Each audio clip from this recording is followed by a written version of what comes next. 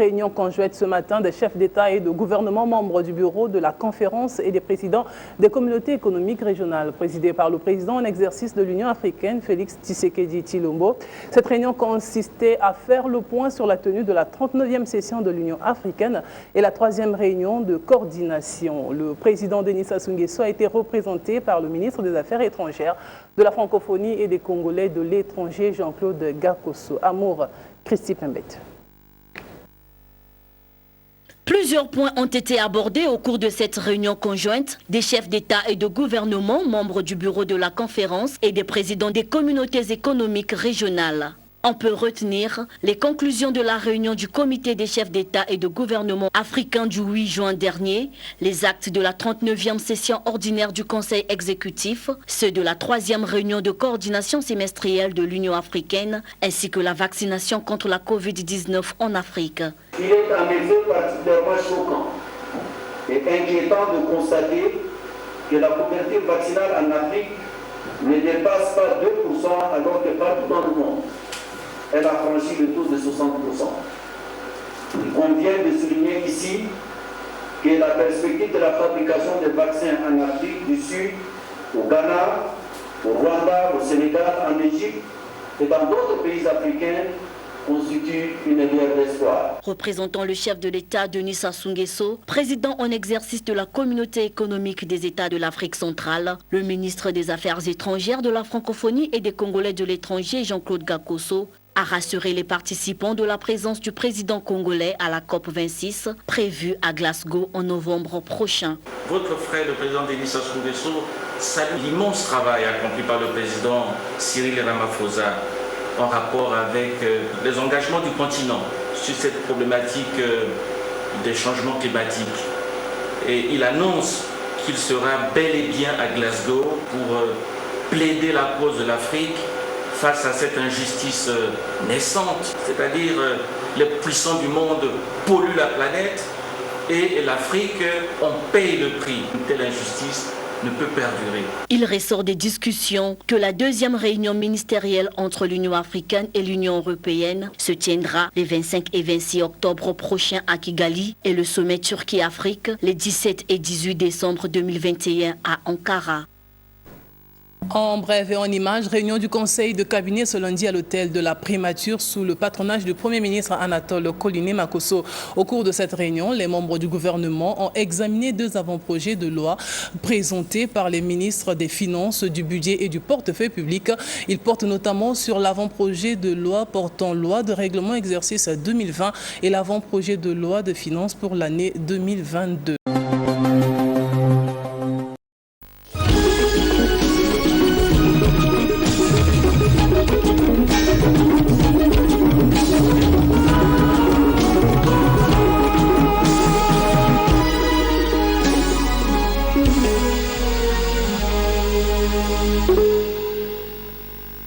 Lundi à Libreville, la rentrée solennelle des cours et tribunaux en présence du chef de l'État, Ali Bongo Ntimba, président du Conseil supérieur de la magistrature. L'économie de l'événement avec Bienvenue Miko, Sedi Kaleka, Igor Omunza et Honoré Tingui, la presse présidentielle.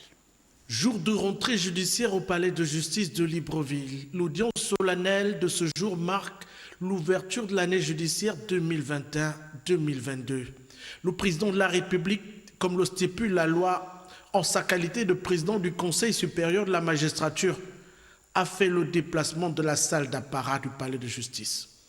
Une présence saluée par l'ensemble des membres du corps judiciaire qui formalise le caractère exceptionnel de cette circonstance et l'engagement constant du président de la République pour une justice encore plus performante au Gabon. Placé sous le sceau de la responsabilité des membres du corps judiciaire, l'événement de ce jour était également une opportunité pour tous ici de soutenir la dynamique de réforme enclenchée dans ce secteur avec la mise en place d'un secrétariat permanent au Conseil supérieur de la magistrature. L'ensemble du corps judiciaire salue les différentes réformes initiées sous votre impulsion par le gouvernement. Je vais particulièrement m'appesantir sur l'adoption de l'ordonnance numéro 011/PR du 6 septembre 2021 portant loi organique fixant les attributions, l'organisation la composition et le fonctionnement du Conseil supérieur de la magistrature, qui a abouti à la mise en place d'un secrétariat permanent dont l'accomplissement des missions, abondamment énumérées à l'article 2, devrait conduire à la réconciliation des justiciables avec leur justice, tant elles permettront non seulement de renforcer l'état de droit, mais aussi d'apporter une réponse efficace aux maux qui minent le bon fonctionnement de la justice. En marge de cette cérémonie, les membres du corps judiciaire nommés lors des 2 dernières séances du Conseil supérieur de la magistrature ont été installés dans leurs fonctions.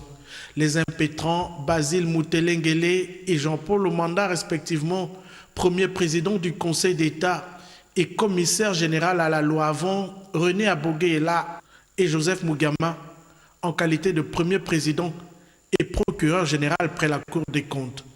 Des hauts magistrats désormais à l'épreuve de leurs compétences et de leur grande expérience pour une justice crédible au service de la nation. Le chef de l'État Ali Bongo Ondimba, qui a été représenté par Faustin Boukoubi, le président de l'Assemblée nationale, à l'investiture du nouveau président élu de Sao Tomé et Principe, Carlos Manuel Villanova, envoyé spéciaux dans cet archipel, modèle de démocratie, Marcel Chiminda, Timbolengue.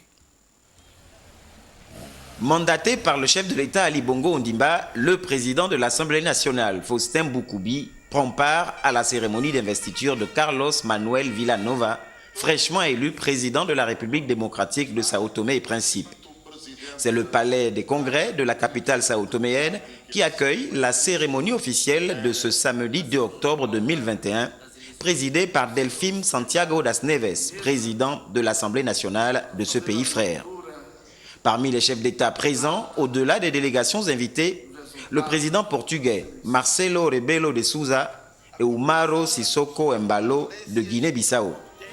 Si l'hymne national a marqué la solennité de l'événement, la présence remarquée et applaudie du président sortant aura été sans nul doute la touche conviviale.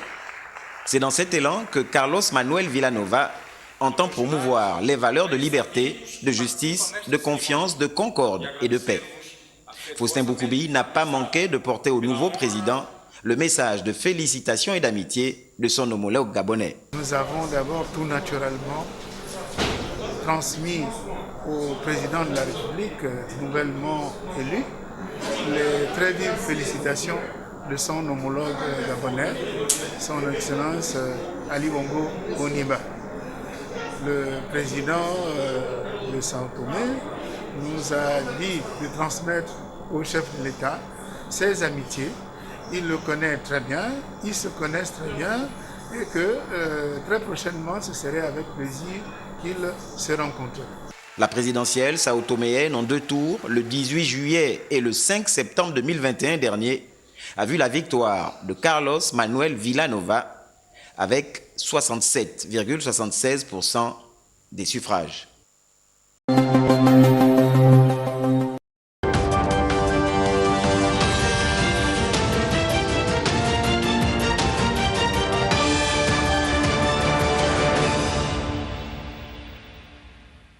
Journée mondiale de l'enseignant. En prélude à cette célébration demain 5 octobre, en plein contexte Covid-19, l'Éducation nationale du Bénin mobilise les enseignants. C'est à travers un message porté par le ministre Yves Kouaro-Chabi. Au cœur du message, l'enjeu d'un métier de transmission et de contact confronté à une pandémie qui se répand par le contact. Les enseignants au cœur de la relance de l'éducation, tel en est l'enjeu, décliné par le thème de la journée. Voici les exhortations officielles pour relever ce défi. On écoute le ministre de l'enseignement secondaire représentant son collègue du supérieur à l'occasion. Il est au micro de Blaise Adanko et Jules Akoykou. Le thème retenu cette année est « Enseignement de qualité » dans le contexte de la Covid-19, un défi pour les enseignants. Ceci appelle de notre part une vigilance plus accrue face à la propagation de cette pandémie. Aussi, voudrais-je engager tous les enseignants des 3 ordres à s'impliquer avec enthousiasme et détermination dans la mise en œuvre des mesures barrières, des mesures sanitaires prescrites par le gouvernement. Cet engagement attendu de leur part est déterminant pour toute la nation, dans la mesure où il permet de capitaliser notre avancée sur la gestion d'une école béninoise par ces temps de Covid-19. En effet, il n'est pas suspendu, il n'est pas superflu de rappeler à nos concitoyens que grâce à notre discipline collective et à la capacité managériale du gouvernement, nous avons réussi à faire traverser la tempête de la pandémie sans drastiquement fermer les classes et sans faire perdre l'année scolaire à nos apprenants. Le gouvernement, par ma voix, réitère à tous les enseignants qu'ils restent et demeurent à l'avant-garde de la lutte contre la pandémie de la Covid-19 en milieu scolaire. Et puis, en attendant demain pour la journée de l'enseignant, on célèbre aujourd'hui celle de l'habitat. Accélérer l'action urbaine pour un monde sans carbone, tel en est le thème majeur. Et pour marquer les esprits, le ministre du Cadre de vie et du Développement durable pose un acte qui fait sens. Planter des arbres en un lieu où émergent de nouvelles constructions. La cité Rouedo, tout un symbole pour l'avenir. À voir dans le reportage de Ghislain Bouguet et de Bruno Koteko.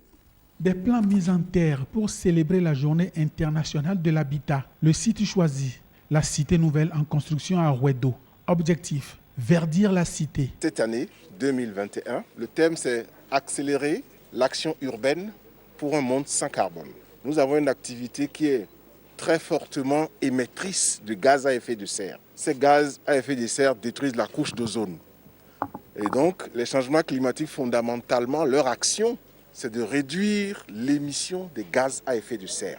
Il se trouve que la forêt, les arbres sont un piège à carbone. Donc, ont une activité, une action de restauration sur les dégâts que les hommes causent à l'environnement. Un mouvement vers des cités écologiques, vertes et durables. Un mouvement que la mairie d'Abomey-Calavi accompagne. Rouedo est en train de connaître une transformation. La commémoration me donne l'occasion de remercier depuis Rouedo Révélé, la cité nouvelle, d'adresser mes vives félicitations au nom de toute la population, au gouvernement et en l'occurrence à son chef, son Excellence M. Patrice Talon. Faisons de nos villes, nos maisons et maintenant nos cadres propres. Des logements connectés avec des infrastructures d'accompagnement, pharmacie, marché, église, mosquée, commerce. Le PAG reste un programme ambitieux mais réaliste puisque dans les faits, tout se traduit.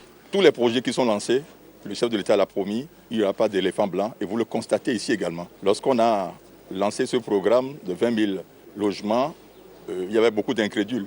Mais vous avez vu, de vos yeux, que tout se passe bien. Avant même que les nouveaux propriétaires n'aménagent dans les logements, la cité sera déjà verdoyante. C'est le but visé.